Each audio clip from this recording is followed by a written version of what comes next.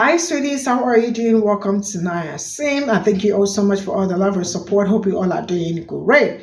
Today, we'll be talking something very important, and it's about a woman who actually came out to say that 75% of white people do not have one POC in their friend group. I don't think that is new. It's something we've been know a long time, and we don't think it's new and all that.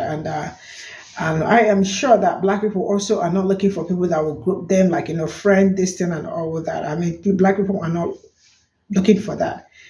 And I'm going to say this about interracial marriage. A lot of palm-colored women do not know that they can be in an interracial marriage and at the same time be very racist towards their partner or people around them. And some of them get into marriage knowing fully well that their parents do not support the marriage, or parents are really racist and all that. And then start having kids. When they start having kids, the kids start going through it, the parents are not even being very nice towards the child and the husband and all that. How do you want to raise a child in a divided home or something like where there is no absolute love, because the child is coming in and she is experiencing so many different kind of wet things, probably from the woman's the mother's family and all that. And then I think Black men can, I don't know, but wherever you all find love, it's good for you. But please, you all really need to be very careful. I'm doing this article review for one of my classes that I'm in that I definitely started before week 7, Dr. Becker, if you're seeing this, and I definitely will have it in by 11:59 tomorrow night. Please don't worry about that. But anyways, I'm doing this article review for one of the classes I'm in for forensic psychology, and I'm reading an article about how it's important to select anti-racist people to be on juries rather than just people that say that they're not racist, or just explicitly racist people, of course, don't get selected. But this article talks about the importance of not selecting implicitly racist people or non-active, non-racist people, but actually seeking out anti-racist people. Anyways, that's another video. The statistic in this article that really came out and just shocked me says 75% of white people have no friends of color at all. And off top, that's crazy to me. But I have to think back to 10 years ago, maybe 15 years ago, when I wasn't as, I don't even know what the word is, anti-racist as I am now, I guess. And I hadn't done all the deconstruction, and I hadn't done all the learning, and I hadn't become the person that I am today and put in the work. And I truly didn't have any friends of color until I was 17. But to think in 2024, after all the information that's out there, and there's so many spaces are available for white people to sit and observe, which is something they're not good at. But there's so many spaces available for white people to just sit and observe Black people. This article is specifically about Black people, so that's what I'm going to focus on. To sit and observe Black culture, Black people, just all around how they are, how they act, their mannerisms, the stuff that's important to them, their family dynamics, all sorts of things. You can sit on this app in particular and just get yourself on Black TikTok and learn about the things that are important to the Black community for free. You can just sit there. You don't even have to let anyone know you're there, and you can just learn. So it's crazy to me to be reading this article in 2024. This article was published in 2022 about how 75% of white people don't have a single friend of color at all. And this article specifically states that the friend cannot just be it has to be a friend that you actually would call on in a time of crisis, or a friend that you would call for advice, is what it says. It cannot just be someone that you know that happens to be POC, or even a dating partner, which that's a whole nother video we can get into if we ever want to get into that, because I've been through the whole, well, not through the whole journey, I'm on the whole journey, but I have been through the very extreme racism to very anti-racist, working towards, always deconstructing that. So I understand what it's like to be a white person in a relationship with a Black person and still be racist. It's insane. Anyways, this is just a staggering statistic to me, and I felt like more people need to hear about it, because all in all, this was named one of the biggest indicators of someone who cannot serve on a jury. If you are a white person and you have not one single person of color in your immediate, very close friend group, you likely need to be dismissed from a jury. And 75% of white people don't have that, and most juries are made up of white people, unproportionately. And the whole thing is just one more stone in the wall and the bricks of the inequality of the criminal justice system against Black people. But I just thought I'd get on here and share that, because this is crazy to me. This is, in 2024, this is just absolutely mind-boggling to me. I don't have a lot of white friends, though, which I get why no one else wants to be friends with white people except for white people. But if y'all did the work, it would be a lot easier for people to like you. Anyways, that's all I gotta say. Thank you. A lot of people asked me to talk about this in the last video, so I'm going to get into it. White women that are racist that are in interracial relationships. This comment comes from a video where I'm talking specifically about white people and black people, so I'm going to keep it to the white women in interracial relationships with black men just to keep it simple, but this could pertain other places. First, I'm going to talk about how you can tell, and then I'm going to talk about why I think that is. The number one way to tell that a white woman is racist and in an interracial relationship with a black man is that she doesn't have not one friend that's a black woman. And I'm not even talking just true friend, like that's obvious too, but I'm talking that she probably don't even have a black woman as an acquaintance. She probably doesn't even fuck with the black women she works with. This white woman is very set on specifically only fucking with black men. The next thing that gives this away is the way that they always talk about how they want biracial babies or black babies on the contingency that those black babies have biracial features. And feel free to correct me if I'm wrong, but it rubs me, sorry, there's something in my throat. It rubs me the wrong way when they specifically talk about, I want biracial babies. Your babies are going to be perceived as black. You need to understand that if you bring biracial babies into the world in America, a lot of, especially racist white people, are going to perceive your babies as black because they're not fully white. So specifically always saying, I want biracial babies, why can't you just say black? Does that make sense? Maybe I'm wrong there. You guys feel free to correct me if I'm wrong, but I feel like it's giving something weird, you know? Like your babies are going to be black. They're going to be perceived as black. Why are you grasping on to the little bit of whiteness that they're going to have when that's not how they're going to be perceived? Moving forward, god damn. Sorry. The next thing that gives this away is these white women usually don't have friends of other vulnerable populations. And if they do, they cherry pick which type of vulnerable population they're going to fuck with. So these are the type of white women that'll be like, oh, I have a gay best friend, but they don't actually see that as a person who happens to be gay. They also likely don't have friends on the other end of the spectrum of the LGBTQ community. They probably don't advocate for trans rights or have trans friends. They also probably don't have friends of other ethnicities. Even men, they have racist tendencies towards other races besides just the specific black man they're dating. And the reason why they're dating this specific black man, in my opinion, is this very specific type of black man makes it his whole personality to hate black women. And these white women are so insecure that they feel like they can't compete in their own white community. I don't like the way that sounds, but they can't compete against other white people for... Anyways, you know what I'm trying to say, I hope. But so they go after these black men to compete with black women. And then they both like bond over this weird hatred that they have for black women. That also ties into why they're not friends with black women, which I said in the beginning. The last really big indicator is that these white women oftentimes don't advocate for black issues. They especially don't advocate for black issues that don't pertain specifically to the black man they're dating. They cannot see outside of themselves. And I guess one more thing, the really big indicator for me is anytime, god damn, I'm sorry about that, but anytime these white women get called out for being racist in interracial relationships, because it's very easy to see, other people can see all of these signs, their first immediate go-to is, but my boyfriend's black, but my husband's black. Yeah, but how does his mom feel about you? Do his sisters like you? That's what I thought. About 75% of white people don't have a single friend of color at all. And this article... I think this is such an important conversation that I will be putting my 2 cents in on. This comment in particular jumped out at me. Most white friend groups do not like when POCs bring up hard issues like racism, etc. White friend groups have always seemed very superficial to me, like they don't actually share a ton with each other. So I grew up in the suburbs of Georgia, so in a predominantly white area. I feel like this comment is perfect because being the black friend in those white friend groups, or being one of the black friends in those white friend groups, it feels very superficial. And this actually reminds me and connects to like the conversations that a lot of people were having during the Black Lives Matter movement, like really questioning why white people weren't having conversations about race in their friend group. And the best answer to that is that a lot of times there was just never a need to have the conversation because you already know what they're thinking. Like you've probably heard a comment that a parent or a family member of theirs has said while you were over at their house, or maybe you've seen some of the tweets that they like, or especially during the Trump presidency, I already know what you're saying in class about things that we're reading, about race and about politics and about whatever we're reading.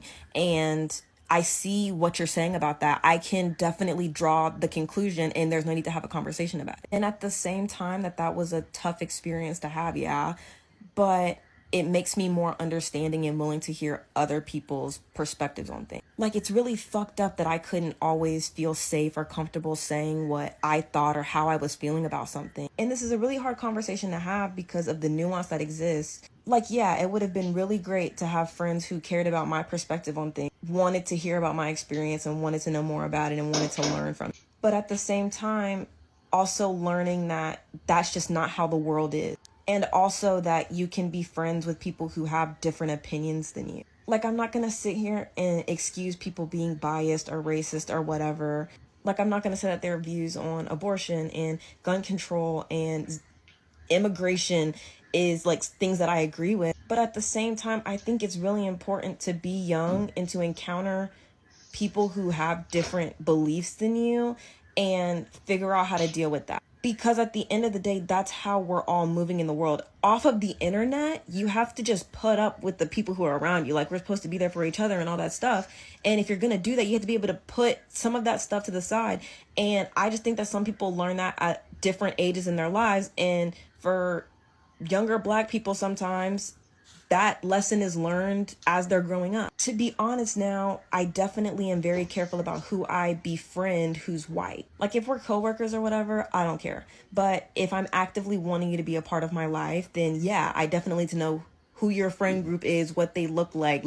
And that sounds bad, but I will not be friends with white people who don't have Black friends now. I've seen what that looks like throughout my entire life, and I don't want that. It just creates like an environment of just like feeling like you can't be yourself and that you're always tiptoeing around stuff and walking on eggshells, and it's uncomfortable. And furthermore, back to the original thing that I was talking about, a lot of those friendships that I had in those white friend groups, or predominantly white friend groups, did not feel real. Like, I felt lonely. I felt like I could not turn to certain people when I was down bad. Like, I remember the day Trump got elected. I did not want to go to school that day. I was so upset. I remember I stayed awake that night before watching the votes come in, doing my math homework. And like, I was dragging that next day. And me and my one other Black friend who were in the gifted like language class or whatever, we were really upset that day. And I just remember like our white peers, friends, whatever,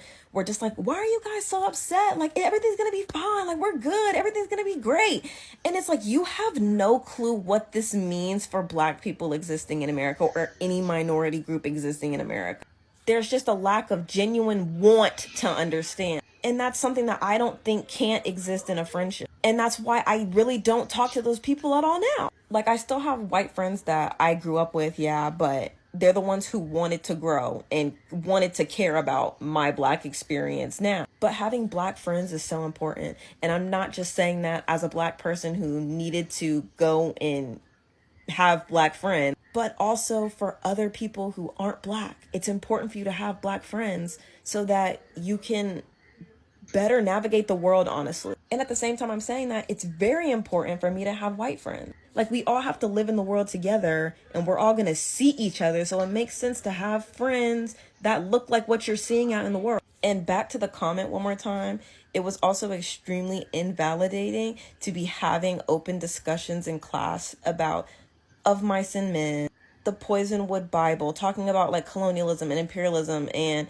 that white savior complex that people have when they go and do mission trips to Africa. Like, even reading Zora Neale Hurston's book, Their Eyes Are Watching God, and seeing white people analyze it and dissect it or whatever.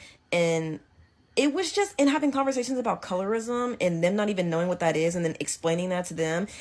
It was just like, I'm literally hearing what you think academically. I don't really need to know what you think personally, because I know it aligns directly. And there was even a time when me and my Black friend were in a different English class together again, and it was around the time when Brian Kemp was about to become governor of Georgia. And I remember us getting into an argument with two of the people in our classes who could vote at that time, but we couldn't. And they were talking about how they had voted for him previously that day. And one of the white teachers from our hallway coming in and telling us to calm down and relax and all of this or whatever. And it's like, girl, you do not even understand the beginning of this, so put a sock in it. Like, it was just always constantly white people policing us. Like, girl, please. I promise you that this is not the time. Anyways, but I just wanted to add my little perspective in, and this was nice. Okay. Says 75% of white people have no friends of color at all. Watching this video and hearing the statistic just makes me giggle a little bit, because I feel like as people of color and Black people, like, we already peep it, right? Like, when you see a group of white people and they're like, oh my God, you're so cool, we should be friends. My gut reaction, no, because you don't hang out with any other Black people, any other people of color. I've never seen you hang out with anyone that does not look like you. And people will be like, but the other way around, reverse racism. I can't remember the author of the book, but there's that book, and it's like, why are all the black kids sitting together in the cafeteria? Go read that. But it brings up an interesting conversation that I was having a couple of weeks ago. I was talking to my boyfriend about it, and I was like, I just feel like I don't have any more space for more white friends. Growing up, I had a lot of friends that were from different cultures. So like Kurdish, from Sudan, from Somalia, Eritrea, stuff like that, because I'm Liberian. And then also just like, I grew up in a suburb that had majority black people. So most of the kids I went to school with were black. So most of my friends were black. In high school, I had a very diverse friend group. We had black people, Asian people, any type of people. We had them, we were friends. And then when I went to college, it just felt like that's when I started realizing how overwhelmingly white Tennessee is. And like, we had already peeped it, but like, there's so many times in college where people would want to be friends or like, let me join your friend group. And I was just like, I just can't even hold a conversation with you, because like, talking about real issues and real things going on, it just flies over your head because you've never had to experience those things, and you don't care about those things because they don't affect you. And it makes you feel like the asshole when you're like, I don't have any more space in my life for white friends, but it's the truth. I want to talk to people that I can relate to. I want to be around people that understand me and understand my struggle and understand our shared struggles. I don't see why that's such a bad thing. This statistic doesn't shock me because I could literally scroll through my Instagram feed right now and show you a bachelorette party of people I went to high school with, people I went to college with, girls trip, whatever. Every single one of those girls looks exactly the same. And there's maybe the one token friend. I'm doing this article review for one of my classes that I'm in that I definitely started before week 7. Dr. Becker, if you're... That video before was great. You should go watch it. But for sure, like, people of color notice. You know, I'll just see it in your social media postings, especially like when it's like a birthday party, baby shower, a wedding. Oof, a wedding will tell you everything you need to know. If I don't see no people of color, I know never to try to become friends with you. And it's nothing to do with you. It's just I don't want to enter a situation where I feel like I have to do way more mental work to maintain that friendship for whatever reason. And so yes, it's hard. I've done my duty. I've served my time. And I have a diverse friend group. I have white friends, black friends, Hispanic friends, Asian friends, Native friends, friends in other countries. I speak multiple languages. And I understand that not everybody has that, or they live in a city, or, you know, and I get that. But when 14% of America is African American, and you have all these other people of color groups, you don't have not one person? Nobody? That's a red flag. Double red flag. Unless you live in the country. You probably have the exception. You live in the rural areas. You live in Montana, Idaho, in the country. Okay, exception for you. But everybody else, nah, bro. No, I'm sorry.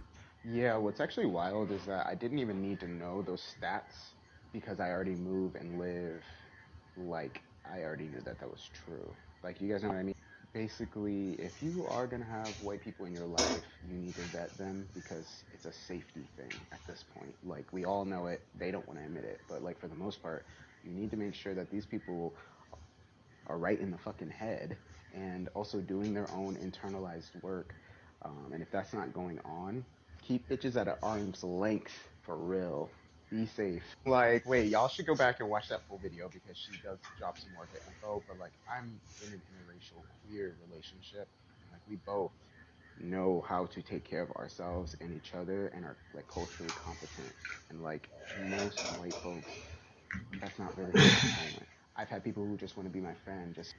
So this is all I got from the stitches, and this is one of the reasons why, like let's say plot twist. Perhaps we don't, black people do not want to be part of that friend group, you know, because sometimes they just wanted to be friends because they probably have a lot to say, and they probably also want to show you how rich this is they are. And It's amazing how some pop-colored people do not know that there can be in an interracial marriage and still be racist towards people that look like me. And they have proven that there are, like, I don't know how to say it, but I mean, this is something that I really find so weird. Like, you got married to someone that looked like me and you are very extremely racist, and most of them do not like, Black women. And I am asking, what is the essence? Like, why did you get married to them? And then when they start having kids, that is when the problem, like, identity crisis start happening. The kids they are kind of mean to the child because probably the child did not come out super, like, wide, or probably got a mix of the father and the rest of it. And also some of them use that opportunity to set their kids up because most of them actually know so well that their parents are racist towards people that look like me, but they still go ahead to marry someone that look like me. And then the child ends up being the one going through it all and all that. And I have seen videos where biracial kids came out to like speak on how their white mothers, how racist they are towards even Black women. And them in particular, they say so many crazy things about Black women in front of their kids, forgetting that their child is actually one, right? Because eventually some of them don't turn out so pump-colored and they are really very disappointed, like, and then acting, leaving their child's hair very messy and all that. But then peradventure something happens in between the relationship, the man is finding it so hard to have access to the child, or they use that child as a wedge between them and the man, making it really very hard for the man to see the child and the rest of it. There are so many, and I keep asking people, like some of them, like wedding is one of the places, if they have, how racist they are and how not, because most of them, you see them have a wedding, they tell you, and then the wedding they have is all white wedding. You will not see any person of color, you will not see any, like nothing. And then they will tell you that they are not racist and all that. And then they come and tell you that I have Black friends. My daughter is Black. I am this. And that's why I always have problem with people that say they do not see color, because apparently you see color, like you definitely see color, or you choose to be blind, even during like broad daylight. You just want to be blind. You just want to lie, and that really sucks. And I think it's really time we try as much as we can to tie in, like, but now before I say this, I'm going to say this. I do not have problem with wherever people find love, but at a particular point in time, I think people should really be very careful where they find love, because some of them in the end, it comes back like, really all messy and all that, quarrels, preventing the man from seeing the child growing up with with no, I'm not really with divided attention or divided cultural this thing and all that. So we can actually do better, try to tighten our own territory and do better as people, so we can avoid some certain things. But then I do not have problem where people find love. What I am promoting is healthy love, and I am promoting Black love, but healthy love. If it is not healthy, please find love wherever you find love, and that is absolutely on period. Thank you all so much for the support. Let me know what you are thinking in the comment section. I'll see you all in my next video. Bye for now.